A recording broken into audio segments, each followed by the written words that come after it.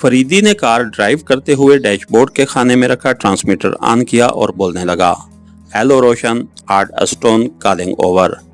Yes sir, Roshan receiving over. क्या position है? फरीदी ने पूछा। सर, इस वक्त सर सुल्तान की कोठी पर काफ़ी तादाद में पुलिस वाले मौजूद हैं। डॉक्टर नासिर के अगवा की तहकीकात हो रही हैं। कुछ आला सरकारी अफीसर भी पहुंचे हुए हैं। कुछ पता चला कि अगवा करने वाले कौन थे और अंदर कैसे दाखिल हुए? फरीदी ने सवाल किया। जी हाँ, एक लड़की वजीर खारजा की भांजी के रूप में एक शेवरलेट कार में वहाँ आई थी। रोशन तफसील बताने लगा। आखिर में बोला, डॉक्टर के अगवा के बाद सर सुल्तान ने वजीर खारजा को फ़ोन किया तो पता चला कि उनकी कोई भांजी नहीं है और ना ही उन्होंने सर सुल्तान को अपनी भांजी के सिलसिले में फ़ोन पर हदायत दी थी। ठीक है, तुम वापस आ जाओ और अगले हुक्म का इंतज़ार करना, ओवर एंड ऑल, फरीदी ने कहा और ट्रांसमीटर ऑफ कर दिया। चौक पर पहुंचकर वो दाईं जानिब मुड़ ही था कि एक कार अकब से आई और उसे ओवरटेक करती हुई निकल गई। फरीदी ने उस पर नज़र डाली तो बेख्तियार चौंक पड़ा। ये वही कार थी जिसमें इमरान ने उसका ताक़ुब किया था। कार तेज़ रफ्तारी से जा रही थी। फरीदी जानता था कि इस जानिब इमरान का फ्लैट नहीं है, यकीनन उसकी मंजिल कोई और थी और उसे वहां पहुंचने की जल्दी थी। फरीदी ने कुछ सोचकर उसका ताक़ुब करने का फैसला कर लिया। उसने अपनी कार में यकदम इजाफा कर दिया। इमरान की कार के करीब पहुंचकर उसने रफ्तार कम की और तकरीबन 20 कदम के फासले पर उसका ताक़ुब करने लगा। चंद मिनट बाद इमरान की कार एक कॉलोनी में मुड़ गई। फरीदी मोहतात हो गया और उसने रफ्तार कम करते हुए कॉलोनी में कार मोड़ दी। चंद लम्हों बाद इमरान की कार एक गली के बाहर रुकती दिखाई दी और फरीदी ने ब्रेक दबाते हुए बाईं जानिब वाक़या गली में कार मोड़ दी।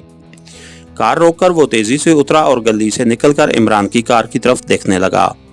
एक आदमी कार से उतरकर पैदल ही आगे बढ़ रहा था। फरीदी उसे देखता रहा। वो आदमी अगली गली के पास पहुंचा तो गली में से एक आदमी नमूदार हुआ और कार से उतरने वाला शख्स रुककर उससे गुफ्तगू करने लगा।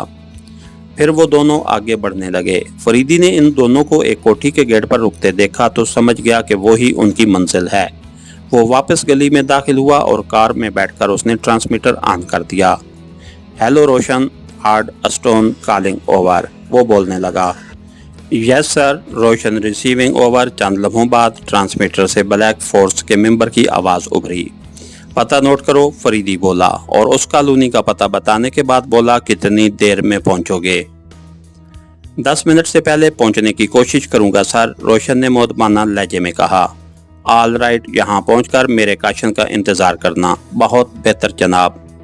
मज़ीद साथियों को भी ले आओ, रोशन ने पूछा। नहीं, फ़िलहाल उनकी ज़रूरत नहीं है, फरीदी बोला, ओवर एंड ऑल। उसने खामोश होकर ट्रांसमीटर ऑफ किया, फिर कार से उतरा और गली से बाहर निकल आया। वो दोनों आदमी अब नज़र नहीं आ रहे थे। शायद वो कोठी के अंदर जा चुके थे। फरीदी भी अब कोठी की तरफ बढ़ने लगा।